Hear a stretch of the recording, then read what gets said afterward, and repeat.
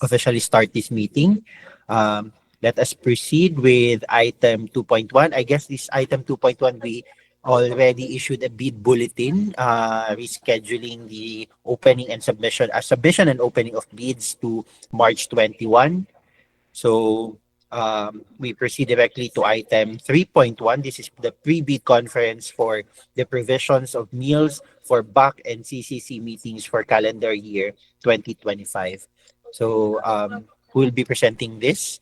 And do we have bidders for this?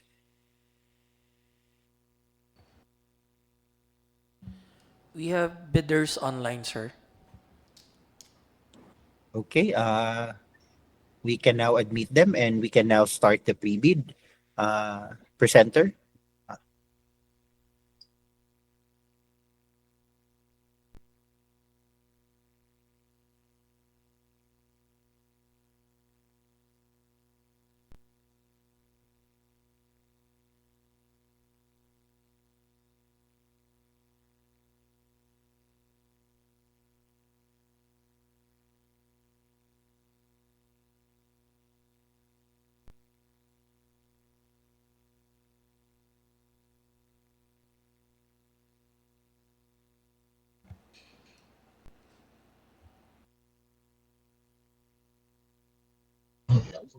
To our prospective bidders, can we please ask that you identify yourself and the company you are representing?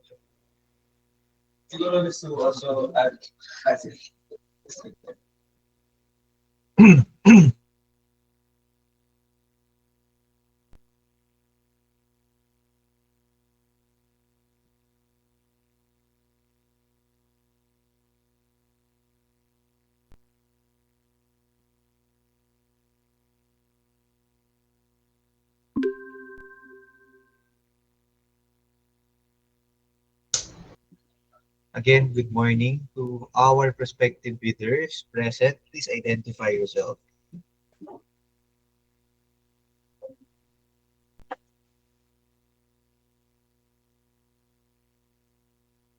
Naririnig po ba ako? We do hear Yes, you, Attorney Nestor. yes, sir.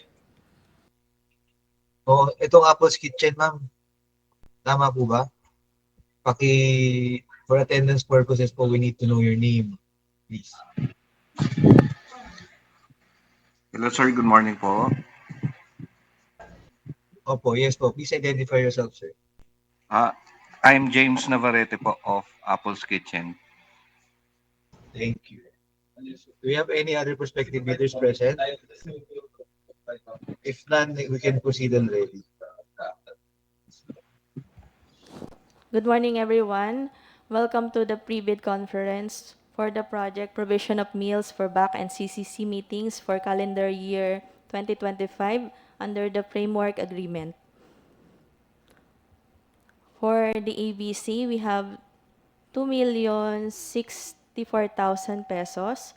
Source of fund, approved APP FY 2025-AFS, APP code 0250-502-99990, CBA number 25-02-277 dated 21st of February 2025.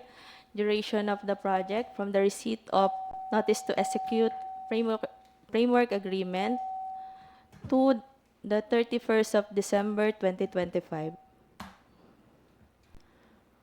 For the ITB, for the provision of meals for back-end CCC meetings for calendar year 2025, the Civil Aviation Authority of the Philippines, using a single framework agreement through the annual budget appropriation, intends to apply the sum of 2,064,000 pesos for the one lot being the approved budget for the contract to payments under the contract for the procurement of catering services for BAC and CCC meetings CY 2025 through single-year framework agreement. Bids received in excess of the ABC shall be automatically rejected at bid opening. So we have one lot. The quantity for the lunch meals for BAC meetings is 6,000 packs. Unit price, 280 pesos. For the lunch meals for CCC meetings, we have 1,920 packs. Unit price is 200 pesos. The total amount is 2,064,000 pesos. Um,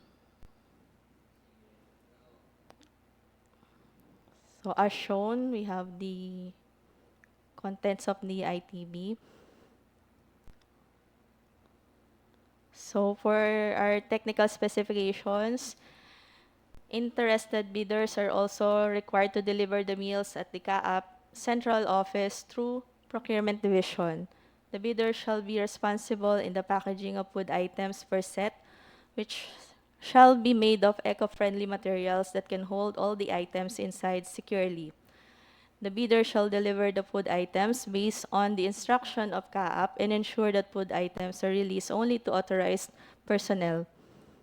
Delivery of goods shall be based on the actual date of event or activity to be provided by the end user. The bidder shall fully deliver procured meals and snacks on or before each BAC meetings and CCC meetings, uh, 11 a.m. The bidder must provide foods that are freshly cooked and prepared on the day of the activity.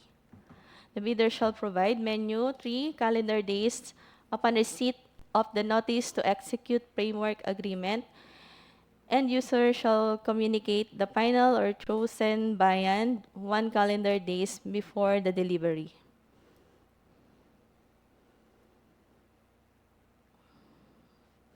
For the back lunch meeting, the quantity item description, we have the main course, at least 2 options featuring pork, beef, chicken, lamb or fish. Vegetable dish, 1 serving of a vegetable dish. Rice, generous serving of steamed rice. Dessert, 1 dessert item, example, fruit or pastry. For the beverage, we have 1 320 ml drink, example, canned soda or juice, with spoon and fork with ample tissue or napkin. For item CCC, meeting lunch, quantity item description, main course, at least 1 option featuring pork, beef, chicken, or fish. Vegetable dish, 1 serving of a vegetable dish. Rice, generous serving of steamed rice. Dessert, 1 dessert item, example, fruit or pastry. Beverage, 1 320 drink, 320 ml drink, example, canned soda or juice. Also with spoon and fork with ample tissue or napkin. Confidentiality clause, the supplier warrants the full confidentiality of all information gathered for the contract given by the CAAP central office unless the latter indicates the contrary. The supplier shall not disclose any communication disclosed to him for this service after the completion of the contract. All materials, data, and other related documents shall be in full ownership of the Civil Aviation Authority of the Philippines or CAAP. So we have the approved budget and payment scheme.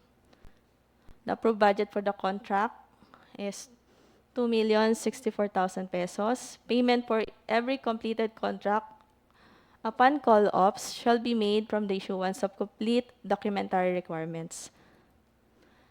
We have here the Section 8, Checklist of Technical and Financial Documents. For the technical component envelope, we have the Class A documents, legal documents, valid PhilJEPS registration certificate, platinum membership. We have technical documents, statement of the prospective bidder of all its ongoing government and private contracts, including contracts awarded but not yet started, if any, whether similar or not similar in nature and complexity to the contract to be bid. And for letter C, statement of the bidder's single largest completed contract, similar to the contract to be bid except under conditions provided for in section 23.4.1.3 and 23.4.2.4 of the 2016 revised IRR of RA number 9184, within the relevant period as provided in the bidding documents. We also have the original copy of bid security, if in the form of a surety bond. Submit also a certification issued by the Insurance Commission or original copy of notarized bid securing declaration. And we have also for the technical documents, conformity with the technical specifications, which may include production, delivery schedule, manpower requirements, and/or after-sales parts, if applicable, and original duly signed omnibus warrant statement, and if applicable, original notarized secretary's certificate in case of a corporation, partnership, or cooperative, or original special power of attorney of all members of the joint venture giving full power and authority to its officer to sign the OSS and do acts to represent the bidder. The prospective bidder's computation of net financial contracting capacity or a committed line of credit from a universal or commercial bank in lieu of its NFCC computation. If applicable, a duly signed joint venture agreement.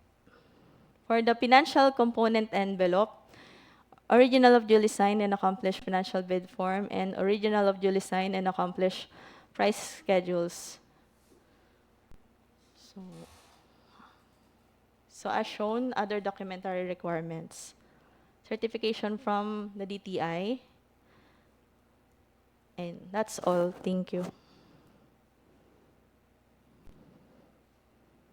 Do we have any questions from the prospective bidder present online?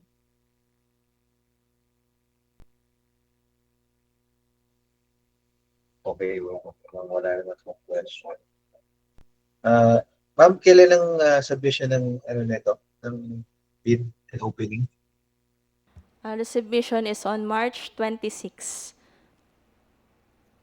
So to our prospective bidder, you have until March 16 or March 16 po to submit your questions and queries and clarifications to our email, if any. So send it to our email at bac@caap.gov.ph. So if wala na pong question, we can conclude this pre-bid conference.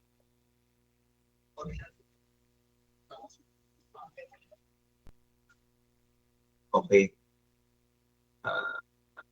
Prospective bidder, appreciate your participation in today's pre-bid. You are now excused.